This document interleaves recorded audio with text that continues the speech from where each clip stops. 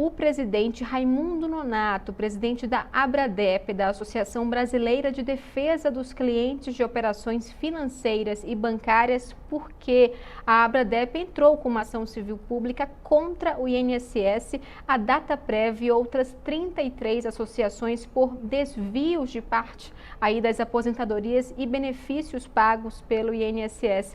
Muito obrigada pela sua participação aqui com a gente. Primeira coisa que eu quero entender, quais foram os documentos que vocês conseguiram agregar aí nesse processo que comprovam essa fraude aí com dinheiro de aposentados. Boa tarde. Olá, boa tarde, Soane, boa tarde a todos os brasileiros. É um prazer, em nome da Abradep, estar falando com vocês sobre essa situação fatídica dessas fraudes cometidas contra os nossos beneficiários da Previdência. A Abradep entrou, de fato, com uma ação no dia 15 de dezembro de 2024, já notificando ao Judiciário sobre essas possíveis fraudes. E nós citamos, de fato, além das 11 investigadas neste momento pela Polícia Federal, nós acrescentamos 22, ou seja, nós temos 33 associações e sindicatos eles sendo investigados. Nós juntamos no processo que conjunta a 4ª Vara Federal do Espírito Santo, mais de 3.000 provas, né? Dentre esses, são extratos de várias vítimas que mostram essas cobranças ilegais. E vale ressaltar que dessas cobranças ilegais, elas eram feitas de alguma maneira sistematizada, uma cobrança feita de forma ilegal, sem o consentimento prévio de todo e qualquer beneficiário. Então, são mais de 3.000 provas no processo inteiro, que já constam desde dezembro. E vale ressaltar, Soane, que no dia 19 de dezembro de 2024, foi negada uma liminar que nós solicitamos ao cancelamento ou suspensão dessas cobranças, porque nós mostramos o dano para o judiciário, o tamanho do dano, que embora as investigações estejam apurando em 6,3 bilhões, nós apontamos um valor muito superior a isso, à época mais de 9 bilhões. E considerando que se essa tutela tivesse sido concedida no momento, nós estamos falando de 4 meses, nós já teria sido poupar um valor de pelo menos R$1 bilhão de cobrança indevida dos beneficiários. Isso só então, né, nesses primeiros meses aí do ano, já que as investigações elas vão de 2019 a 2024, seria isso?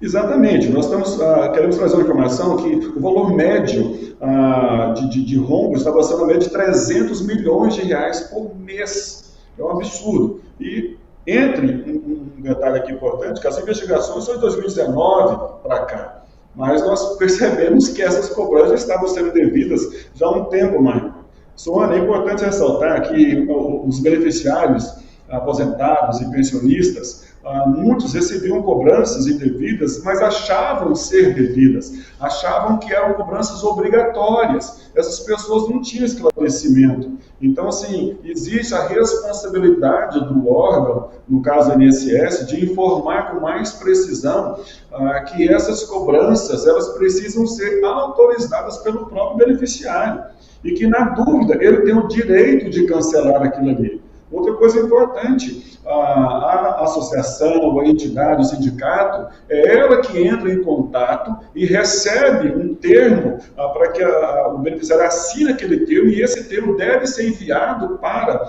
o INSS para que essa autorização seja válida. Acontece que 90% dos casos as pessoas não sabiam que estavam sendo cobrados de maneira indevida. Ou seja, faltou o próprio ente fiscalizador, que a função do INSS também é essa, de saber se as cobranças estão sendo feitas de maneira legal. E agora a Polícia Federal tem mostrado, né, que elas eram indevidas, muitas empresas de fachada, muitas empresas até eram verdadeiras, no entanto não ofereciam os serviços que muitas vezes indicavam para os seus clientes.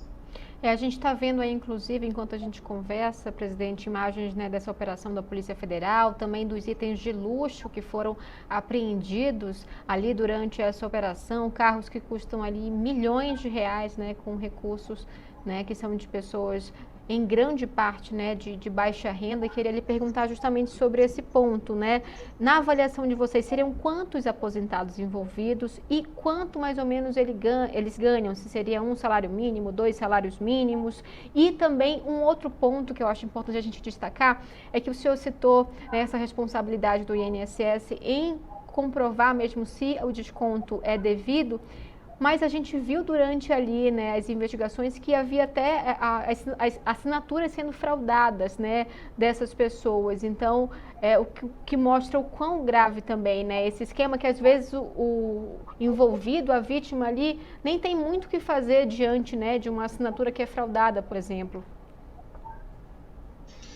Bom, respondendo na ordem que você perguntou, vamos lá. São, em média, 7,6 milhões de brasileiros sendo afetados neste momento. O número é absurdo. O número de quase 8 milhões de pessoas sendo afetadas mensalmente. Sim, dá para comprar carros de luxo e tudo mais, mas os nossos idosos estão andando de ônibus, né? Então, veja o disparate para sustentar todo esse sistema de fraude. Os aposentados e pensionistas têm a média de salário entre 1 e 2 salários mínimos. Então, você já ganha um valor muito pequeno. Nós entendemos e sabemos que a maioria desses aposentados pensionistas já tem os seus salários comprometidos com os seus consignados que fizeram em função de comprar medicamentos para a sua própria sobrevivência. Então, nós vemos um mal sendo feito em cima de pessoas que estão hipervulneráveis. Então, nós sabemos que está sendo feito é muito maléfico. O INSS, ele tem a sua responsabilidade de fiscalização, porque esses descontos, como já foi falado agora há pouco, eles são indevidos. E os beneficiários, eles não têm condições, eles acreditam no INSS, eles acreditam que aquilo que está sendo descontado é porque é o Estado que está fazendo. Entende? Então, existe lado de confiança, uma confiança que foi perdida. Porque o aposentado, o pensionista agora, ele tem que olhar todo mês, lá no seu extrato de pagamento, se essas cobranças foram suspensas. E digo, se porventura o aposentado ou pensionista de fato entrou em contato com alguma entidade, aquela cobrança devida, tudo bem, mas a maioria dos casos elas são indevidas. E eles são hipervulneráveis, precisam do auxílio às vezes de um colega, de algum familiar, para estar auxiliando ele neste momento. Eu vou acionar aqui a nossa transmissão, porque, presidente, isso acaba gerando também, né, dando espaço para outros gargalos do INSS. E a Rose aqui que está na transmissão com a gente falou: Rose Sheila, a minha aposentadoria, o INSS nunca pagou o valor real, então pedi revisão e até hoje ela não teve resposta, mas esse é só, né, mais um detalhe quando a gente trata, né, dessa questão da previdência no país. Em relação à ação que vocês moveram aí, né, contra o INSS, contra essas associações, né, o que é que vocês estão esperando em relação aos próximos passos e se nessa ação está previsto, né, essa questão do reembolso, da responsabilização desses envolvidos? Muito bem. A ação, ela prevê que é uma ação que nós sugerimos uma tutela coletiva. Essa é a função da associação. Fazer com que todos os beneficiários do país inteiro sejam resguardados nos seus valores, nos seus direitos, né? Então, quando se espera do judiciário uma decisão favorável aos beneficiários, uma vez comprovados todos esses fatos, que já estão sendo apurados e comprovados nesse momento pela Polícia Federal, é que a Justiça garanta esses valores que sejam restituídos, okay? Que eles também sejam indenizados. A coletividade foi prejudicada por tudo isso. Então, o INSS ele é um corresponsável que vão atrás de todos os responsáveis, porque nós sabemos que uma operação nessa magnitude é impossível que aconteça sem a colaboração de internos. Isso é impossível, né? Então, falsifica uma assinatura ali, falsifica uma outra situação, mas quem forneceu todos esses dados de todos esses quase 8 milhões de beneficiários? Onde estavam esses dados? Porque se ele pertencia ao INSS, foi um hack. Bom, a responsabilidade continua sendo do INSS, ele é o responsável maior. Então, tem que se apurar tudo isso. A tutela, ela objetiva um cessar momentâneo dessas cobranças indevidas. Noticiamos o judiciário, solicitamos que, de fato, haja uma efetividade do judiciário. Não apenas decisões administrativas, mas decisões judiciais, assim como tão logo a Polícia Federal constatou essa irregularidade e pediu autorizações para busca e apreensão de várias pessoas e coisas, e o juiz deferiu, assim nós já solicitamos desde dezembro do ano passado. Desde dezembro do ano passado solicitamos as mesmas providências e elas de alguma maneira foram ignoradas. Então, eu acredito que a nossa expectativa é que, diante dessas exposições que estão acontecendo neste momento no país, é que a justiça entenda que, de fato, há um dano muito grande. Há uma decisão do juiz que ele colocou o seguinte: diante de uma coisa tão grande, dessa magnitude de uma operação dessa, vamos esperar mais um pouco. Olha, eu não consigo entender se, diante de uma gravidade, a ação deveria ser o contrário que ele disse, deveria ser imediata da parte do judiciário ao verificar tantas provas apontadas no processo.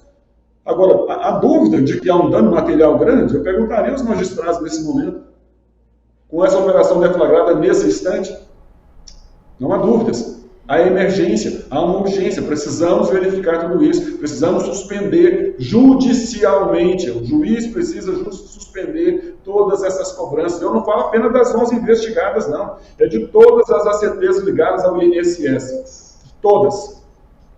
Vamos continuar aqui com o espaço aberto, né, para esses próximos desdobramentos e também para a Abradep também trazer aqui, né, novas atualizações. Agradecemos muito a sua participação aqui. O presidente da Abradep, Raimundo Nonato, da Associação Brasileira de Defesa dos Clientes de Operações Financeiras e Bancárias. Muito obrigada pela sua participação e uma ótima tarde. Muito obrigado. A Abradep está à disposição de toda a coletividade.